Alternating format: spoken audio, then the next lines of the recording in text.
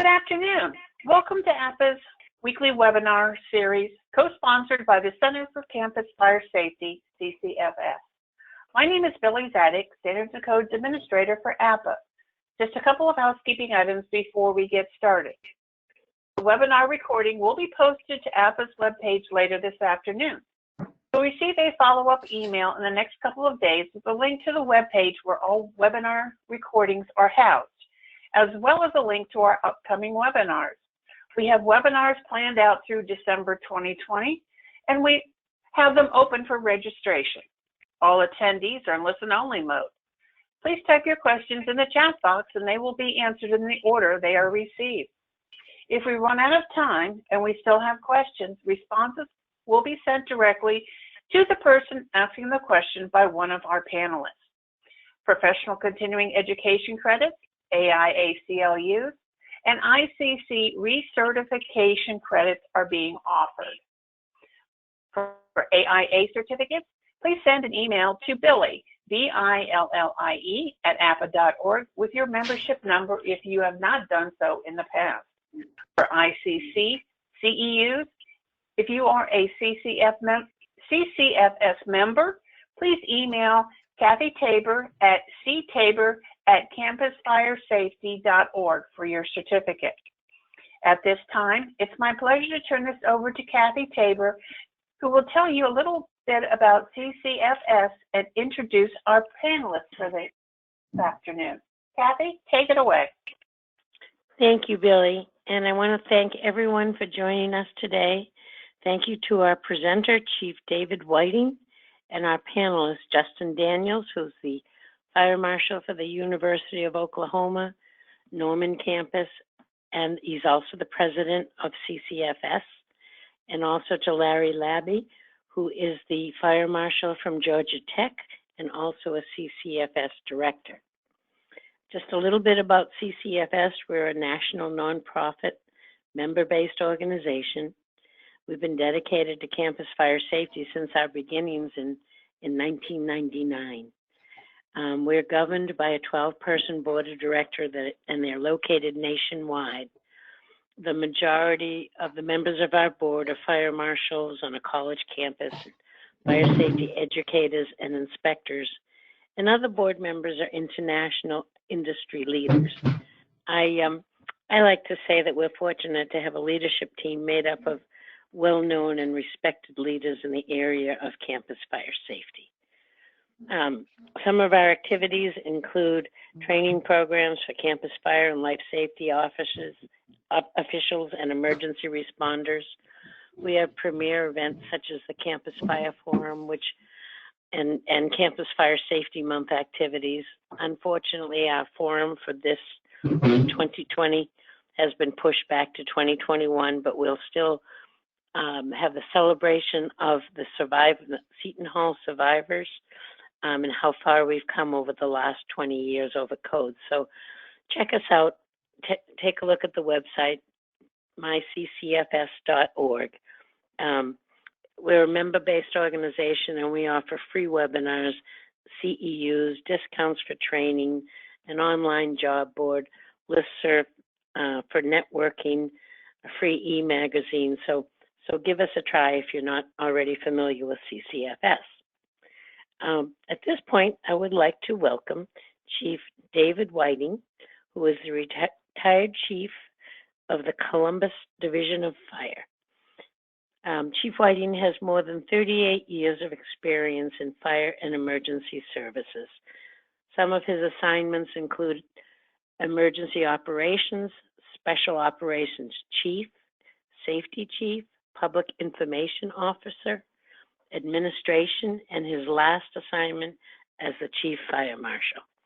Chief Whiting is currently serves as a contract instructor for the National Fire Academy, where he teaches leadership, safety and community risk reduction programs. He also instructs ICS and position-specific courses for FEMA and the state of Ohio. Chief maintains a top secret clearance from the FBI and Homeland Security, and he sits on the State Emergency Response Commission, and the IAFC Terrorism and Homeland Security Committee. He is a graduate of the National Fire Academy Executive Fire Officer Program and holds a Chief Fire Officer and Chief Emergency Medical Services Officer designation from the Center for Public Safety Excellence. Now at this point, I'm going to turn it over to Chief Whiting and the team, and thank you.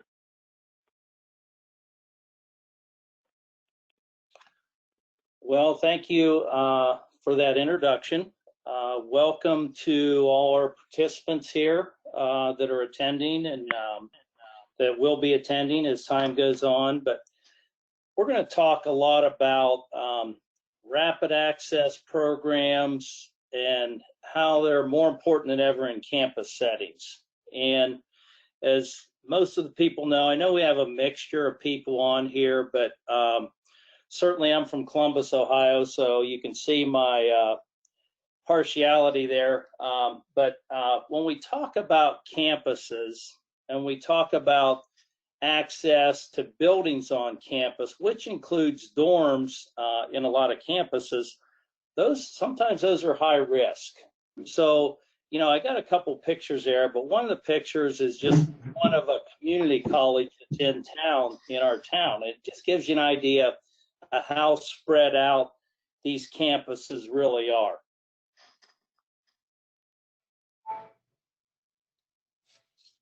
You know, as we look around, our campus is certainly one of the bigger ones where we have over 60,000 people here.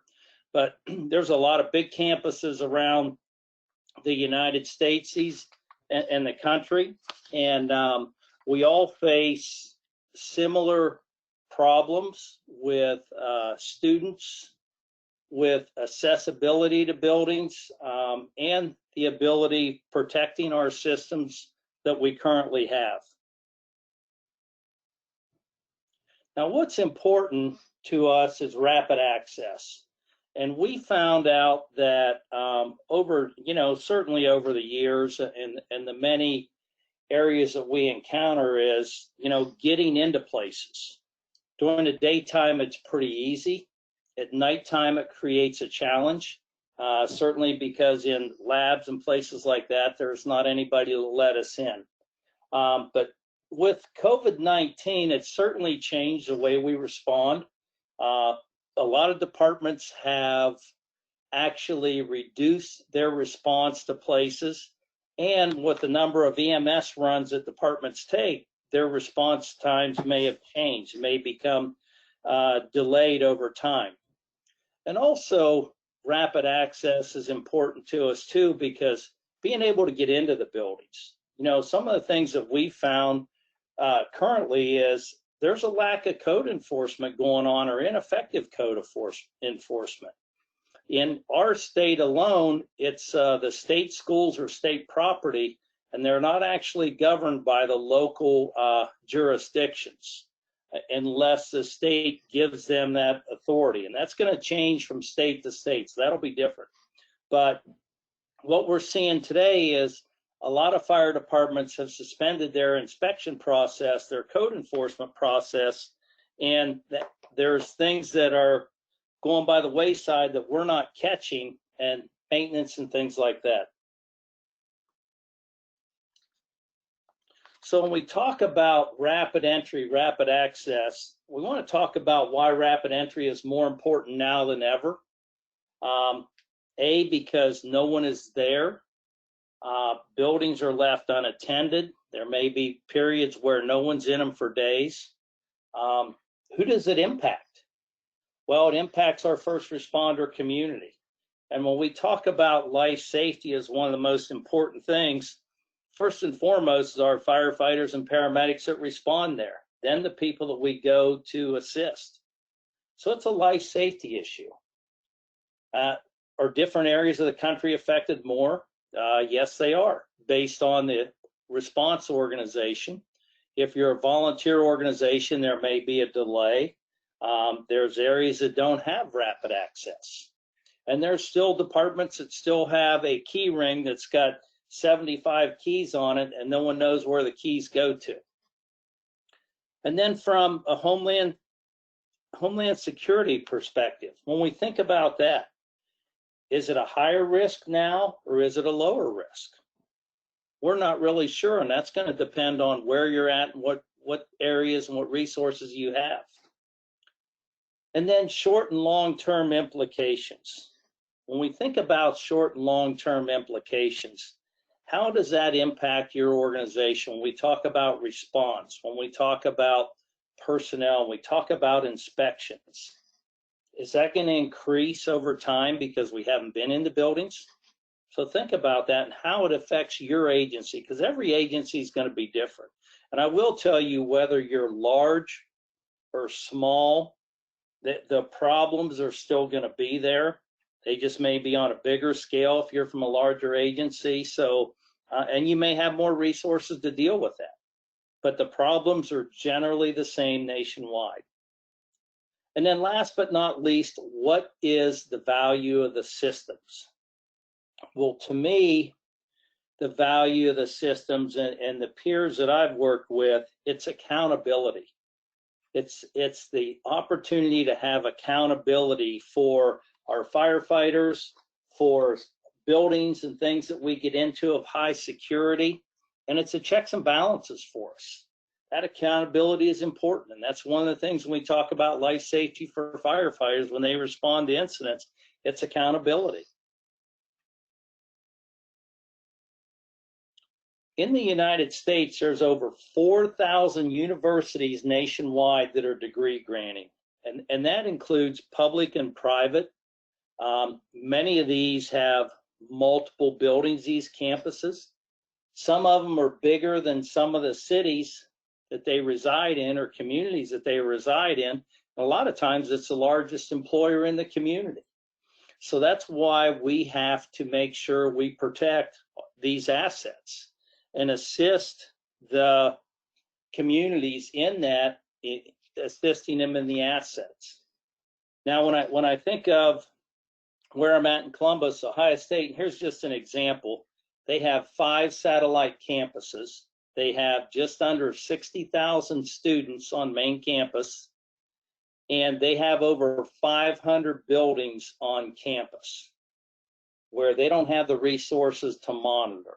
So over 500 buildings. And I know there's a lot of other big universities that are in the same situation we are. Columbus State Community College, one of our other colleges, it's a 2-year college, has 2 campuses, 6 regional sites. And throughout the state of Ohio, just in our area alone, we have, not in the state, but in our region here, we have 26 different colleges and schools in the community, and over 125,000 students in school in Ohio alone. And that's a big risk when you have that many students. And like I said, every state has a number of colleges and campuses that are similar to ours, big ones, small ones, but they all present the same problem. Now, the importance of rapid access on today's campuses are decreasing inspections by fire departments. What we found out, I know in our city, we suspended our inspections initially during COVID because we didn't want to expose people. We had a lot of people exposed during EMS responses, so we stopped doing inspections. Universities, a lot of businesses had layoffs, which means maintenance staff. There was no one to monitor buildings and fix them. So inspections and maintenance went by the wayside. All our campuses were shut down due to COVID-19. And then we have our sensitive areas. We have our labs that still have chemicals. We have a nuclear reactor on campus that many times we get alarms in after hours, which requires access. Hospitals with limited access currently as they try and control the number of people that go in. So we need to have the ability to have a good security system, but it also allows us to get into places in a timely fashion. Now, I talked about maintenance staff reduced, and colleges and universities have done that. And sometimes when you start reducing staff, you have a lack of maintenance.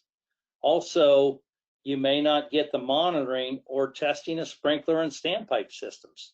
Some colleges monitor that on site, and there may be a reduction there. And unprotected systems. Anybody that's been through a college campus, if you don't have secure caps on sprinkler standpipe connections, people tend to use those places to put debris in. And there's just a couple examples. We've actually seen where drug dealers put drugs in the sprinkler standpipe connections, and that's where they pass drugs off. So anything and everything that can go in there will. So that's why we need to think about the ability to protect our system and have that rapid access.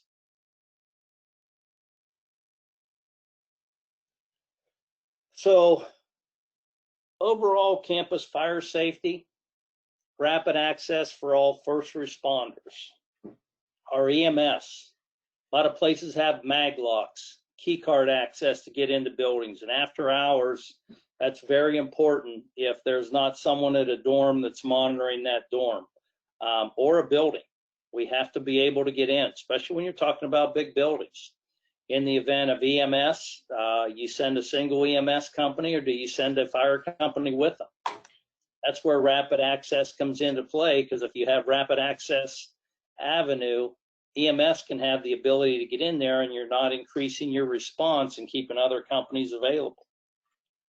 From a law enforcement perspective, active shooters, we've seen them in schools, shootings and assaults, potential for hostage situation.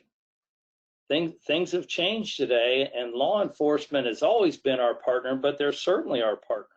And is there a possibility for joint rapid access to these buildings where fire has a key, law enforcement has a key? So think about that, how rapid access not only impacts the fire service, but also the law enforcement perspective. And last but not least, I want to talk about the future of rapid access. And why the future is so important is because everything's changing. You know, the increased security on campuses and businesses in the community. If you think about from a law enforcement perspective, the shootings that have occurred in schools, high schools, campuses, things like that, that they're prominent. And universities have taken a proactive approach in notifying people, how they notify people, but also how do we get in? If we can keep the bad guys out, that helps, but we have to get in when they do get in. Reduction in response and staffing. I know COVID-19 has impacted a lot of departments around the country where their inspectors, unfortunately, are the first people that are cut when it comes to reductions in staff. And when we start cutting reductions in inspectors, that impacts our people on the line. I always remind the people in operations that they want us out there, because at 3 in the morning when they go into a building on fire, they're going to know that we were in there and we took all necessary precautions to make it safe for them. So when I think about my fire marshals and inspectors and everybody, we are the first responders for operations, and I remind them of that. Delayed responses due to increased EMS responses, protection of systems, sprinkler standpipe systems, and technology, which see there is a Key Secure 6, and we went to that with every apparatus in our city, and basically it's an electronic key that gives us trackability and accountability for every building anytime that key is removed, and anytime we enter a structure in the city of Columbus, whether it's on campus, high school, or a business, we know. So we have accountability. That's really important to us. And with the future of rapid access, we got to think about other things. Ability to gain access. We're seeing more high security places, even on college campuses. How do we get in there at 3 o'clock in the morning if there's no security people let us in? So we have to think about the future rapid access, how that's going to help us. And in addition, how do we protect the systems that are going to protect our firefighters when they go in to extinguish fires and make rescues in buildings? We have to maintain those systems, sprinkler and standpipe systems for our firefighters, and that's what we do in the Fire Marshal's Bureau and as inspectors. We make sure those systems are maintained and protected.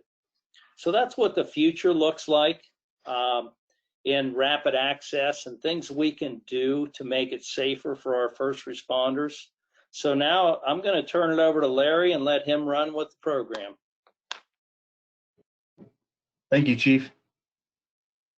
It's good to listen to Chief talk about his experiences in Ohio, across the nation, as we experience the same or very similar opportunities over here in the East Coast in Georgia.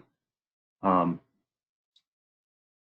little bit about our program, kind of broke it out into access, buildings, protection systems, and fire protection systems.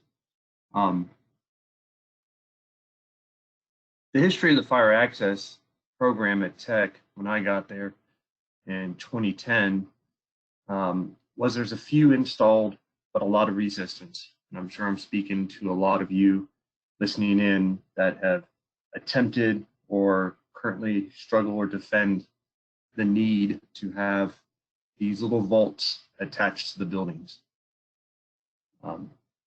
My resistance originally came from administration, the police department, Department of Housing, and all their concerns were valid and just needed to be answered. And it really was a matter of what we do in fire prevention, which is educate. What's the reason we need to do this? And understand their concerns and meet them in the middle. That's why I've seen the product actually evolve that we use, and that helped us to show and alleviate those concerns. I want to go into some of those.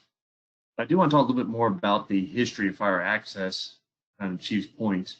When I was on the engine, before I went to Georgia Tech, I actually was in a county fire department for 14 years. We had the fishing box with the keys, and that leads to a lot of problems when we're on a call and the second due engine comes in.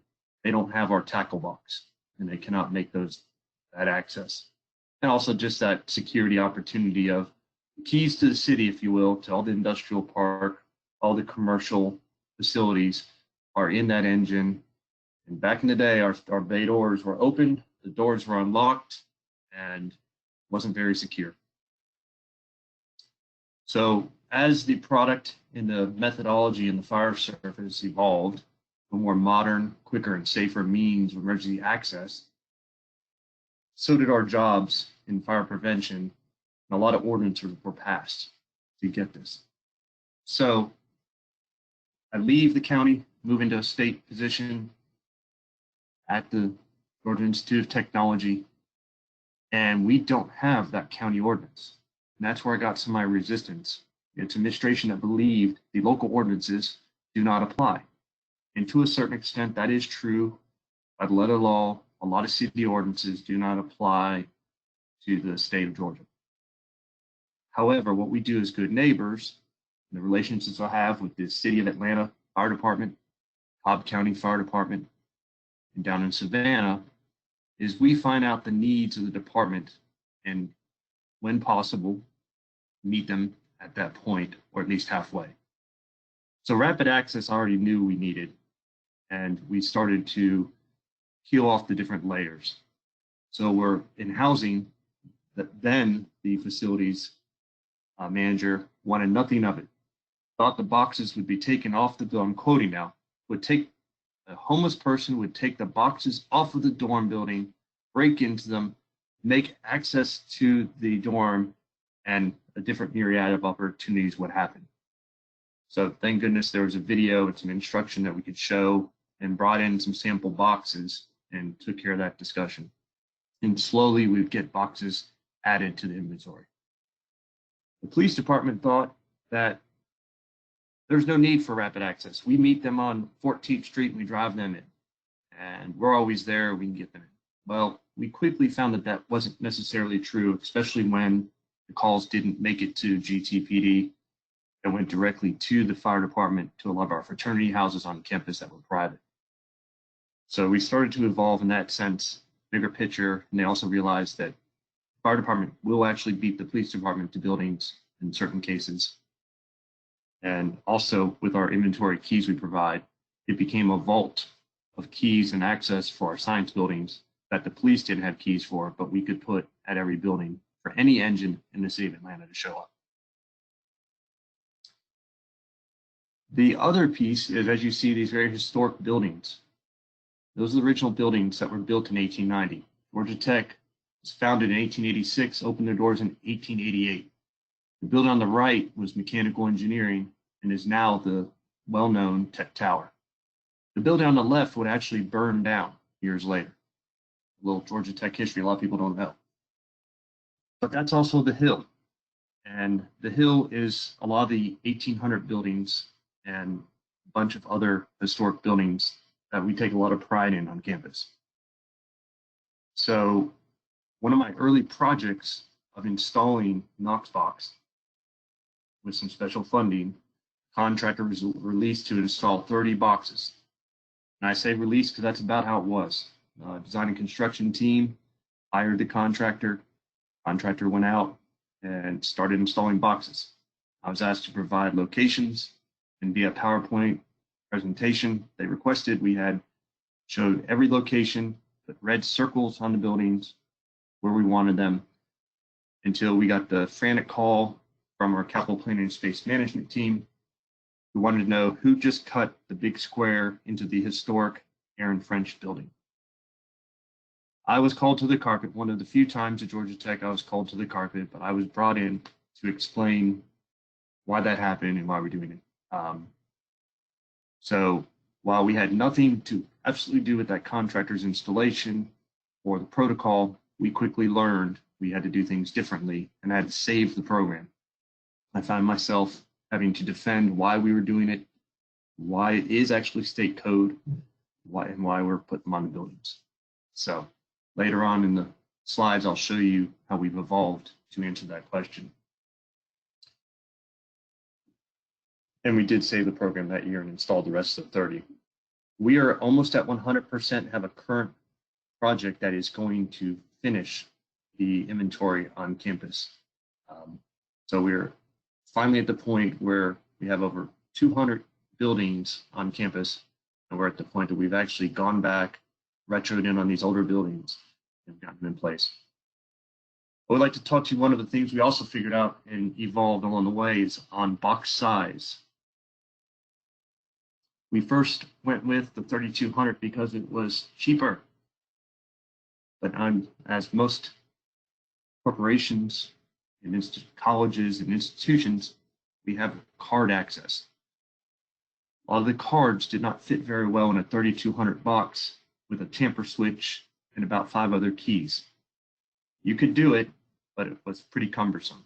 So we changed our standard, and when there was also an adaptation added to the 4400 series to hold access cards, it was definitely the way we went and became the campus standard part in that larger 4400 series, because one of the sell points, all of our boxes have tamper switches on it, and they are wired, and we know when our boxes are opened. So for size, we want to make sure we can put multiple cards in. And that was one of the big sells with the housing department, is that if a card or key, or if a key was lost, that was a problem. They'd have to rekey all their buildings. But if a card was lost, they could deprogram it. Here is an example of how we won in the historic district on the Hill. And that is where we adapted our our building monument signs, which used to be very narrow, that they widened them so you could actually install a 4400 series box into those monument size address box. As you notice, there's also a fire department horn strobe. That was a program that was in place before I got to Tech, and is appreciated by the Atlanta Fire Department, because when you turn the corner and the building's flashing, just a reaffirmation which building to go to. Yes, we know the strobe is right in their face when they open the key, and we work through that, but that system works. That is wired, that is monitored, and it is something we go to protect our historic buildings. So always think there's another way, to include even a 4x4 pine post in front of a historic building. We do that to quickly get one of these signs. One of our other opportunities on campus was, like Chief said, people putting things in our FTCs. In our basketball arena, we were finding on a regular basis debris put in tickets, packs of cigarettes, whatever, put in our FTCs. So my deputy fire marshal, who's from Ohio, Columbus, Ohio, you see a thread going here. He actually spearheaded this project because he was finding several opportunities of debris in these FTCs. He's also finding that our pressure tests would fail because they had obstructions in them, all leading back to not having these secured. So he's worked with the local fire department on making sure they understand the key and how to use it, because we were trailblazers in our area to start using FTC locking caps. It's not required in the city of Atlanta. I know Chief Burton is currently looking at that if he hasn't already started to require that, but we have got the big orange key on the 5 to 7 fire engine stations that surround our campus. That's when they spawned in. So we've been very successful with that, and that project too is also wrapping up. So it looks like we're kind of a showcase or museum, if you will, for rapid access Knox products, as you see here.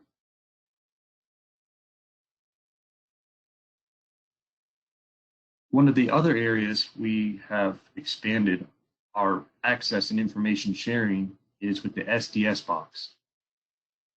And this was a special funded project that we wanted to address. How do we share information after hours if they can't get a hold of me at 2 a.m. or if I'm out of the country?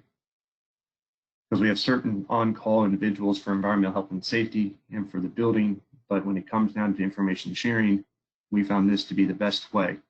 And this is also a system of redundancy. While we can share stuff electronically at some of our labs, even see how equipment is operating via some apps and some web interface, we still provide paper copies of safety data sheets, floor plans, and even will be placing the little USB port in those boxes for access of information after hours. And it's not always after hours. It could be, hey, we're at the building, we have a call, and we can access this box and gain our information during the day. And it's not always that we have people on campus in regular hours, we have the scientists that are there during regular hours, but it's those off times, inclement weather, and when the campus is closed or quasi-closed for break, that we have those opportunities of there's not a lot of people around that know much about every orifice of the building. And this is where we provide that additional information. This project is still evolving. We are working, someone's saying, well, how do you put all those MSDSs in those boxes? We've created an idea of a folder system where you have your common chemicals, front folder, and then each lab has their own lab layout, chemical inventory, and the more severe chemical SDSs are in those folders. Now, how do you pay for all that? Well, in the state of Georgia, I just switched over, sorry about that, Chief. In the state of Georgia, through the University System of Georgia, they have a program called MRR, Major Repair and Renovation, through the Real Estate and Facilities Administration Division. And they provide funding to each of the colleges and universities in the state of Georgia for different repair, replacement, renovation to critical building systems. So I have been able to upgrade with fire alarm systems, sprinklers, but we use this funding source for some of our boxes, for our SDS boxes, and even some of our caps. Each state's different. We also have the opportunities, I'm sure a lot of campuses go through, that at the end of the year, there's what we call year-end funding, when other budget items remains, leftovers, they get pushed down to our facilities area because they could spend the money a lot easier because they have shovel-ready projects and different mechanisms that the different colleges do not have on our campus. So we do get a small windfall at the end of the year, and if you're smart and you have your projects lined up, you get that funding, and that is how we have gotten several of our projects funded. So be on the lookout. I spend other people's money very well, and that is how we've got most of this done.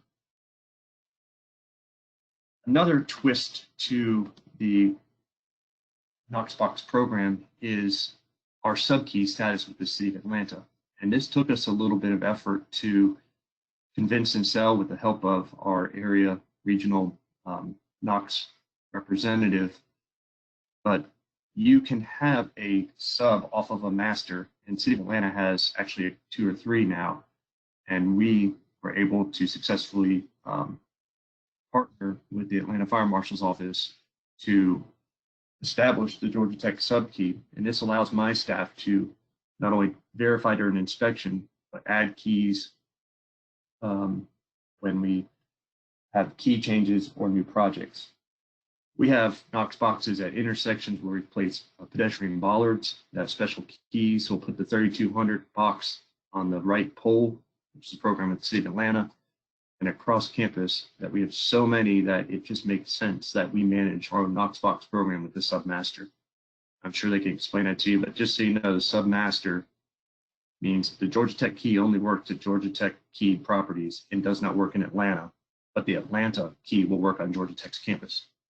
So it helps keeps the security and keeps the question of is Georgia Tech in Atlanta buildings, and no, we're not, we're staying in our campus buildings. That's been very helpful to us to maintain our program. And then final, we know there's a lot more products out there. We see how we're evolving with electronics, microelectronics, nanotechnology on our own campus. And that technology is being harnessed and expanding, that we know that our modern access program is going to expand. I mean, fundamentally, we're already looking at the electrical shutoffs, but some of the data interaction and networking capabilities of our current system, I am certain will evolve into some more of our information sharing and monitoring programs on campus. And now I'd like to pass it on to Chief Justin Daniels, the Fire Marshal at the University of Oklahoma Norman campus. All right. Hey, everybody. Thanks, Larry. Great job, Chief and Larry. So if the last slide is Larry and the Georgia Tech campus leading the way, next is a university that can do better, which is us. And we know we can do better. And so we're looking at what we can do to try to improve on rapid access in our buildings. So this is a quick snapshot of what we are looking at here at the University of Oklahoma, 25,000 plus student enrollment, lots of staff and faculty, an 85,000 seat stadium, well, maybe not this year, but typically, an 11,000 seat arena, 350 plus buildings, which equates to about 14 million square feet, if our numbers are correct, and 9 high-rise buildings that present their own problems that I'm sure everybody on this call is familiar with. And that's my team there at one of the last games of the home season last year. I don't think we're going to have quite that many people in the stands, but hopefully we'll at least be able to play football. Next. So why we chose to start a rapid access program, I mean, I think it's pretty obvious from what Chief Whiting and Larry have talked about that you know, having a rapid access program is the way to do things. Also, we found out that Oklahoma State University in Stillwater, which is about an hour and a half north of us, is instituting a program, and so we wanted to go ahead and try to keep up with them. We also realized that we're missing out on this as we got new leadership on campus, and they were able to ride around with our officers and first responders and realize what kinds of issues existed for our first responders as they dug through bags of keys to try to get into a building.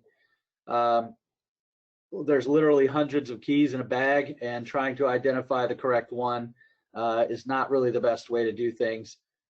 Sometimes you get lucky and it's a key on a ring, and that makes it a little easier, but it just isn't a good solution. Also, we're looking, as everyone is, for better accountability for who has access to your buildings.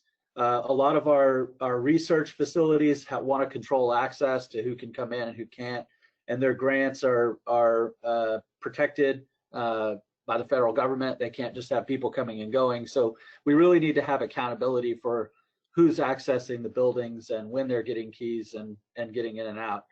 And then, of course, code supports rapid access programs. So that gives us the ability as code officials to turn to our building owners, and in the case of a university, turning to administration and telling them that this is required by code, and we've really got to start looking at installing these kinds of equipment.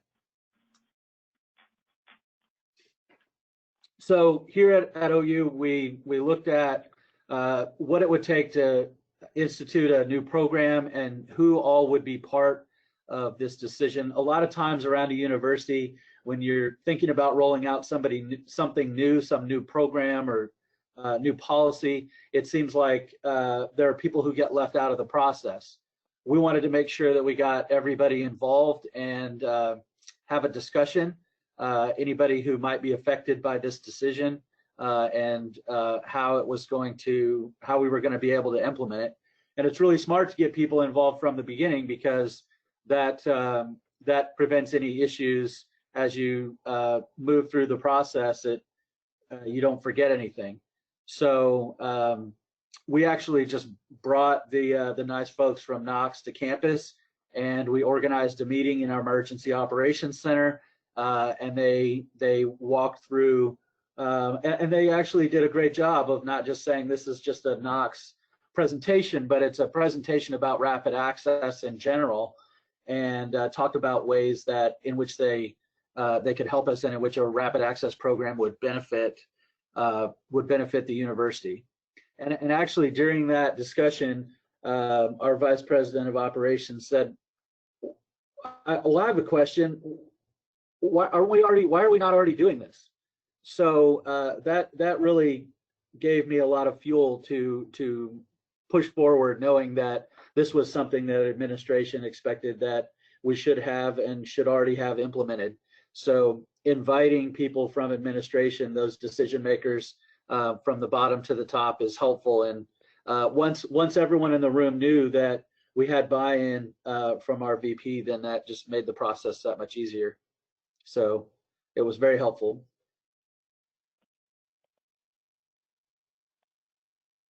So starting the process, these bullet points are a little out of order here, in my opinion, and I was the one that put this together, so that's my fault. But the first thing is develop a plan of who manages the program, who's going to be the key contact person that's going to organize the entire thing, who's going to need keys, develop a phased-in approach. As has already been alluded to, you can't do this all at once. So you've got to look at what are the high-risk buildings, what are the high-risk occupancies, high-rise buildings, residence halls, buildings that have significant hazards. So that's currently what we're doing right now. We're kind of in that phase of this process of identifying the high-risk buildings, and we're going to do those first. And then once we get those done and we get everybody up and running and get familiar with the process, then or familiar with the program, then we'll move into the next phase. And so what we've done on campus since that very first initial meeting that we had with everybody from top to bottom and all across campus was to set up a committee. And again, as defining a person who's going to manage the program, which on our campus will be myself. And then I just set up meetings with stakeholders from different departments across campus so that everybody can continue to have buy-in throughout this process to identify what the high-risk buildings are and how we should institute this phased-in process, and also what products would be best for us. And as we'll see in just a minute, there's any number of items that are available, and as the previous panelists have talked about, there's lots of different products that can be implemented.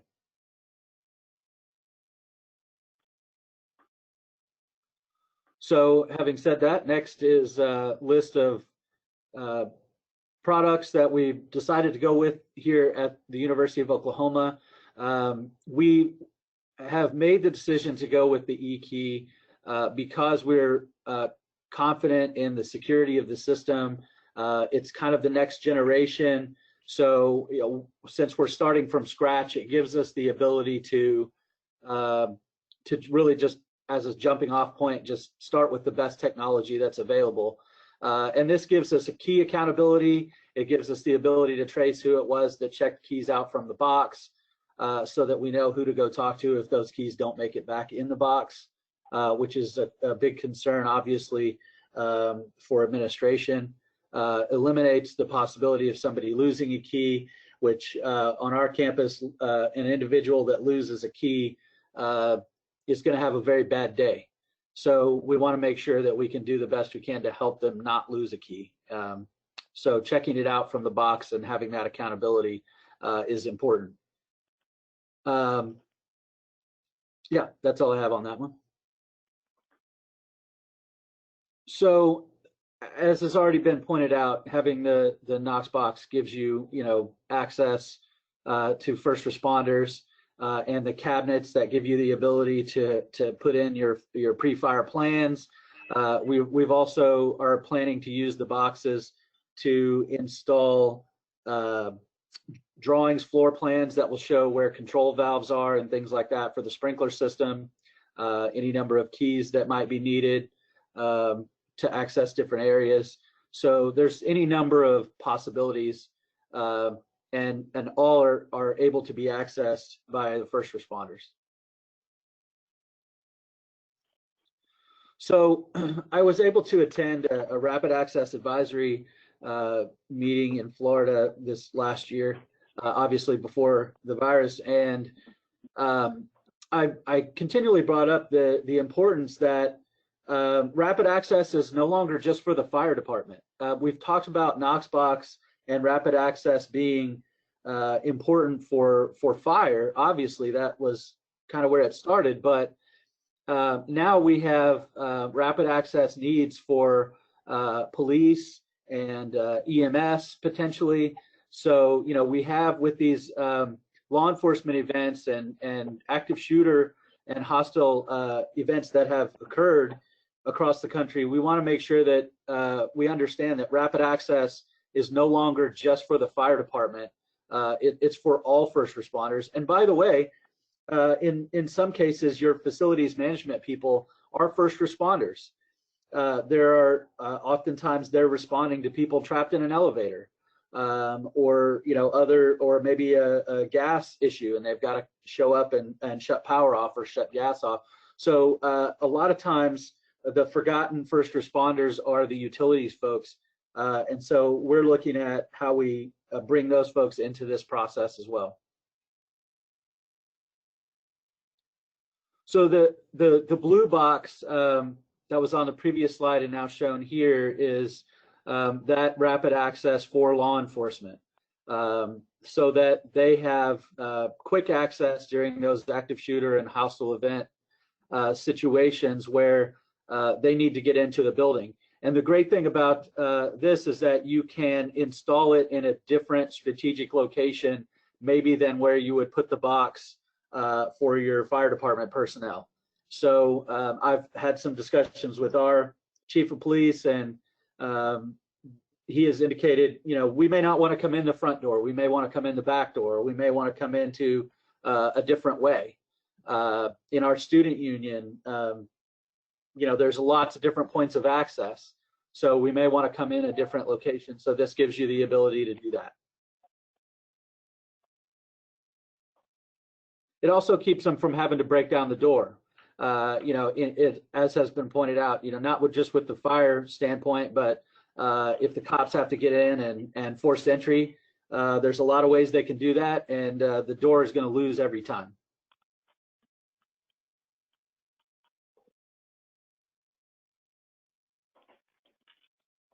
One of the things that we're really excited about here is the ability to use just padlocks. So the obvious one is gate locations where you can install a padlock, but we're looking at some other locations as well, like bollards that are locked down, and also post indicator valves that have locks on them. The ability to use a padlock where we can lock it for only first responder personnel is going to come in very handy. So we're really excited about all the opportunities we have for the padlock program. Residential access, it's easy to write off residential to say, you know, as a college or university that you don't have to worry about that part, but many of us have fraternities and sororities. At our university, we happen to have single family dwellings that we have faculty or students that are staying in those single family houses. So this gives us, this product is definitely something that we can use in a university setting in those situations.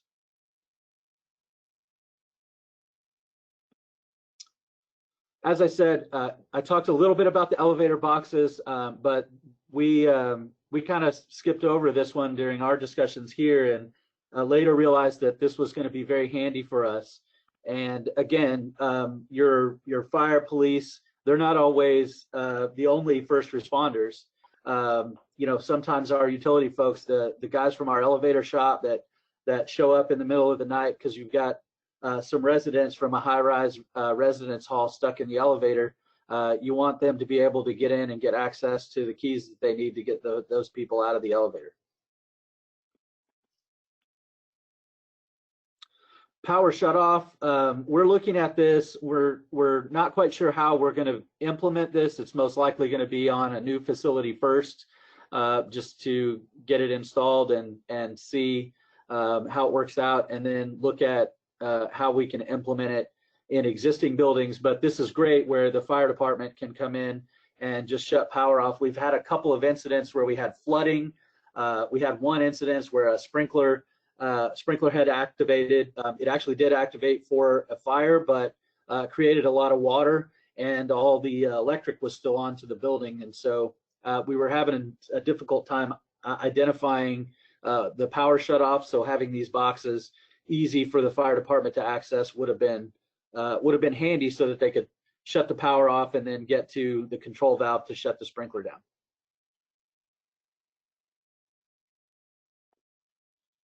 We already talked a lot about FTCs, but there's a great video of somebody doing kind of a backflow through an FTC and all the McDonald's cups and things that come flying out of it. You just never know. I made the statement that we don't have a problem with that on our campus, that caps seem to be, never seem to go missing. And then sure enough, a couple days later, I was walking around campus and I just happened to notice that there were several caps from FTCs missing. So it's probably a bigger problem than we realized. So we're out doing some surveys now and identifying which ones of these are problems. It's typically high traffic areas where, for whatever reason, people just want to take the caps off. So having these to protect the system and keep people from stuffing things down in there when they're walking around campus is very handy.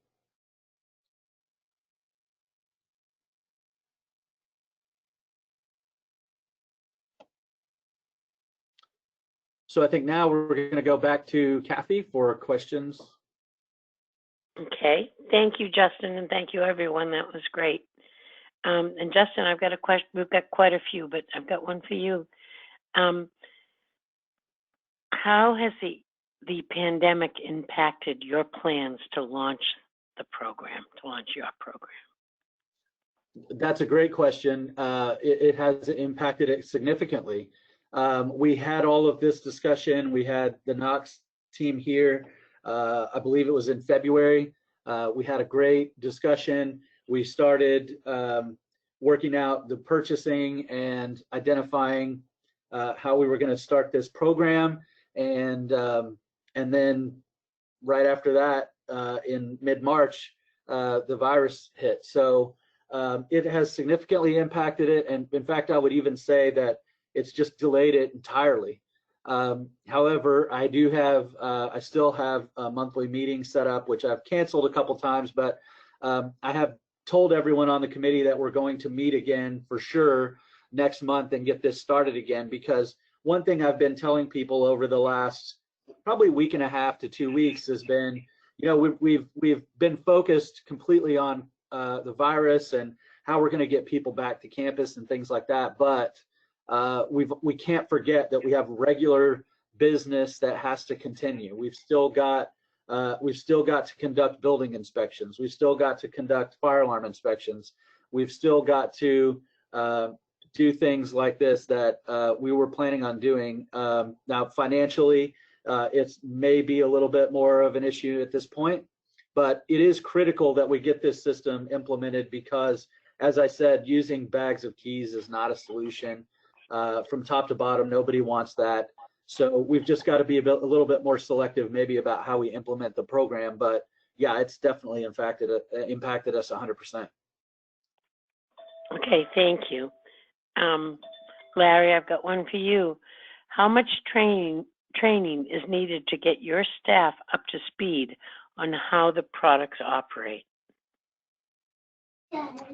That's a great question. And a lot of times we're more concerned about the fire department, their ability, and the special key that it requires to open FTC is making sure that the responders understand, the police department and the building managers understand what is in the inventory that we're putting in the box.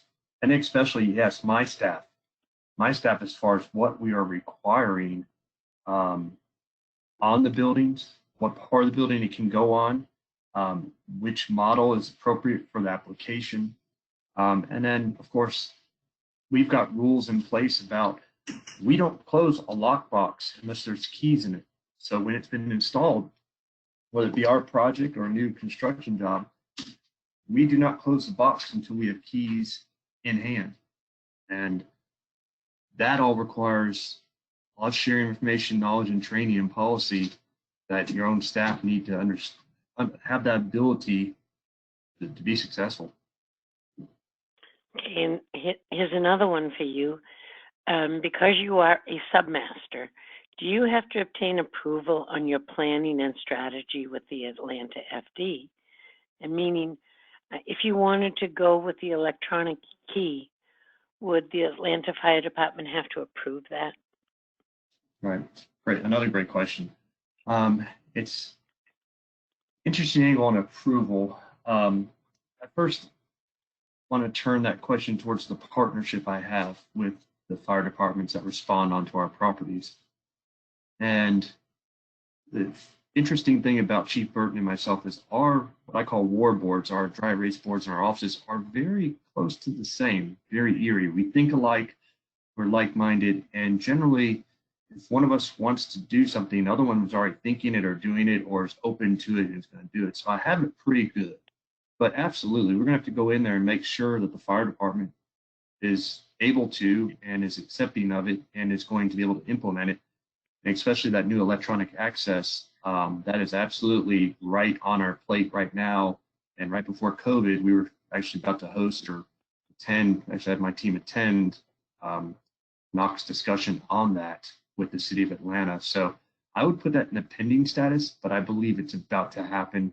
And we absolutely are not going to do anything to access without having that discussion, check off approval, signage from any of our responding departments. They're the ones going to use it. We got to make sure they can. All right, I'm going to try to sneak in one more question for basically for anyone. Have you seen increased interest from law enforcement or from the university leadership due to the increase in active shooters and hostile events?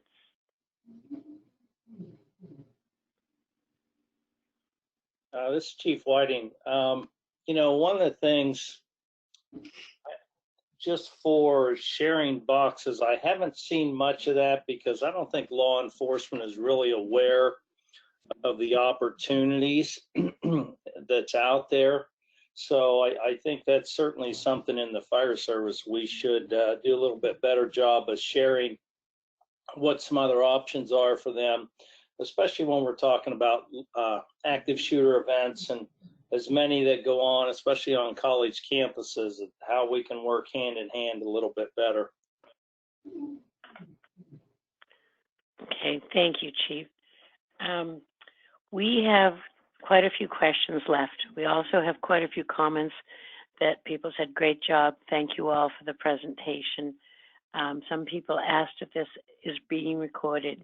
It is. It will be on the APA website and the CCFS website. And we will get back to you shortly. For those questions that we unfortunately couldn't answer because our time's up, those will be sent to the presenters, and you'll hear back from them. Billy, I just want to thank everybody, and Billy, I'll turn it back to you now.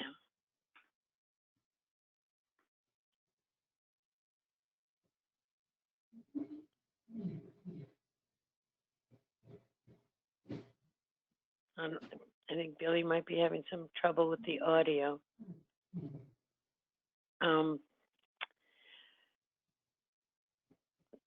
Okay. On behalf of APA and CCF,